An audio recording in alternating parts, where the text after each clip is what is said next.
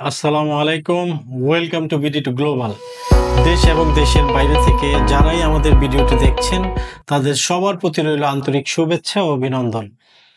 আজকে আমার ভিডিওতে থাকবে মালয়েশিয়ার কলিং ভিসার বর্তমান আপডেট এবং মালয়েশিয়ার মেডিকেল সেন্টারগুলি ঠিক হয়েছে কিনা এবং মালয়েশিয়া যাওয়ার জন্য কবে থেকে মেডিকেল করতে পারবে আমাদের ভাইয়েরা এবং কি কি বিষয়ে সতর্ক থাকা উচিত সেই সকল বিষয়ে আলোচনা করব। দয়া করে পুরো ভিডিওটি দেখবেন, তাহলে আপনারা বিস্তারিত সবকিছু বুঝতে পারবেন।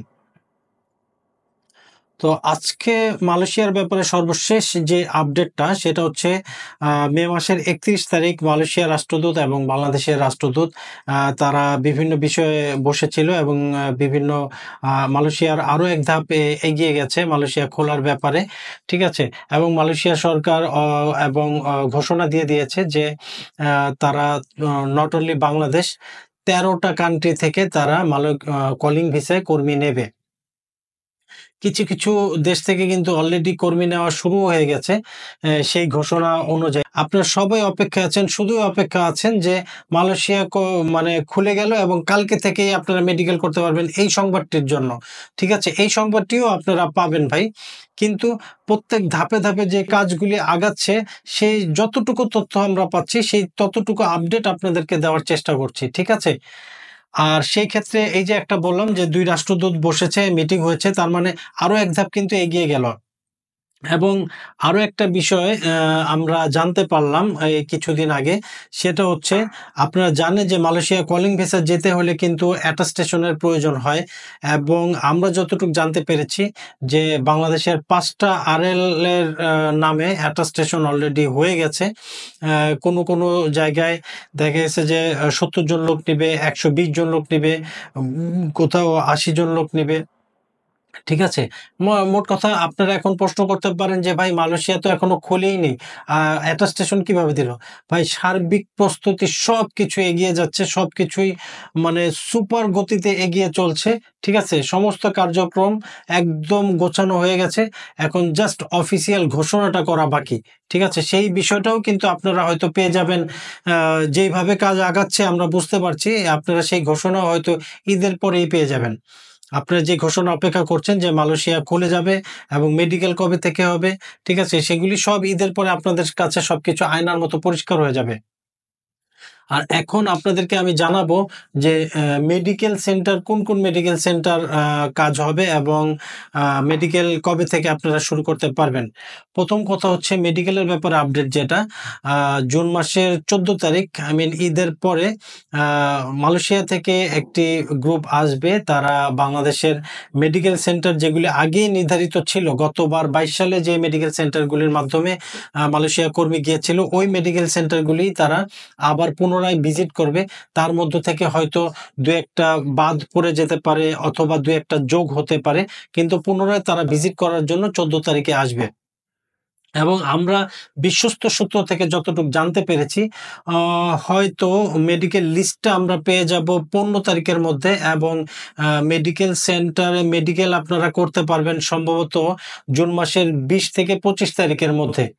ঠিক আছে? ২০ থেকে ২৫ তারিখের মধ্যে আপনারা মেডিকেল শুরু করে দিতে পারবেন। আপনারা জানেন যে মালয়েশিয়ার মেডিকেল করার জন্য কিন্তু মাইগ্রামের স্লিপ তুলতে হয়। ঠিক আছে? এবং মাইগ্রামের যে এই যে আইডি পাসওয়ার্ড এগুলিও কিন্তু অলরেডি আইডি পাসওয়ার্ড কিন্তু ইয়েদের কাছে মানে যারা আরএল এর মালিক গতবার যারা কাজ করেছিলেন ২২ সালে যে লাইসেন্সগুলি কাজ করেছিল তাদের কাছে এই আইডি পাসওয়ার্ডও কিন্তু ঈদের পরপরই চলে আসবে।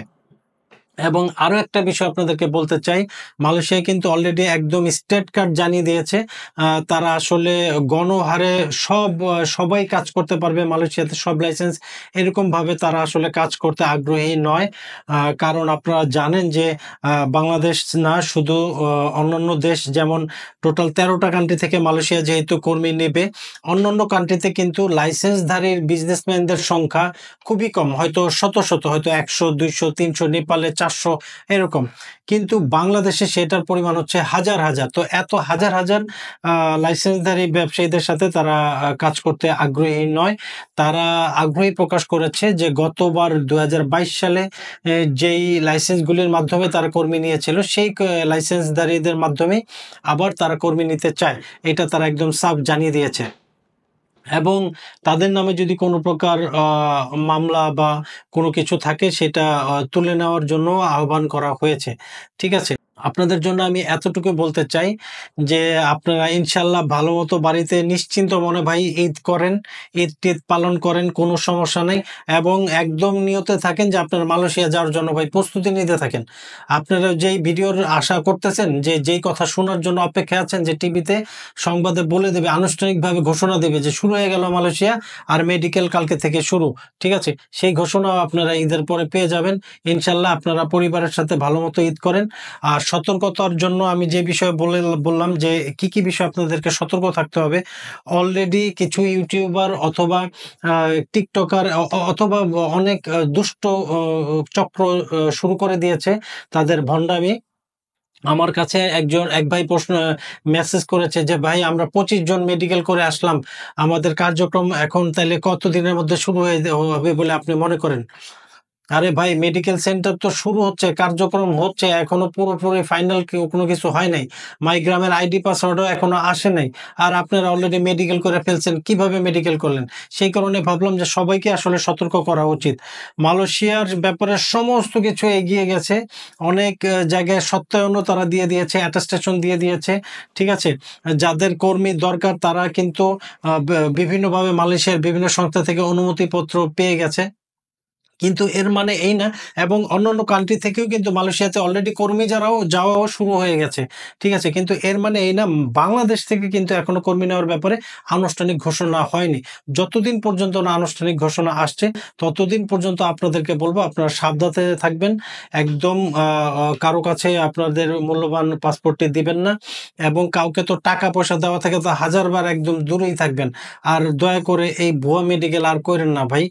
আপনাদেরকে আর আমরা কত বোঝাবো? ঠিক আছে? নট অনলি আমি দেখেছি বিভিন্ন ইউটিউবার অনেকেই, আমরা যারা এই সেক্টরে কাজ করছি আমরা বারবার আপনাদেরকে সতর্ক করছি যে আপনারা আগে মেডিকেল করবেন না, এরকম সাবধান থাকবেন। কিন্তু আপনারা কিন্তু এতটাই আপনাদের আগ্রহ, ঠিক আছে, মালয়েশিয়া যাওয়ার ব্যাপারে যে আপনারা অলরেডি কাজ শুরু হয়নি আপনারা মেডিকেল করে বসে আছেন। এই জিনিসটা আসলে খুবই দুঃখজনক। সবাই মালয়েশিয়া আসলে যারা প্রবাসে যাবে তারা সবাই কিন্তু গরিব মানুষ, বড়লোকের সন্তানরা ভাই ওই মালয়েশিয়া কাজের জন্য যায় না। ঠিক আছে? তা আপনাদের এই কষ্টের টাকা আপনারা শুধু নষ্ট করবেন না। আ এইটা আমাদের রিকোয়েস্ট থাকবে আপনাদের প্রতি। আপনারা ভালোমতো ঈদ-টিদ পালন করেন। ঈদের পরে ইনশাআল্লাহ সবকিছু আয়নার মতো পরিষ্কার হয়ে যাবে। আপনারা যে কথাটি শুনতে চান সেই কথাটা আপনারা শুনতে পারবেন, এবং আ মেডিকেলও করতে পারবেন ইনশাআল্লাহ।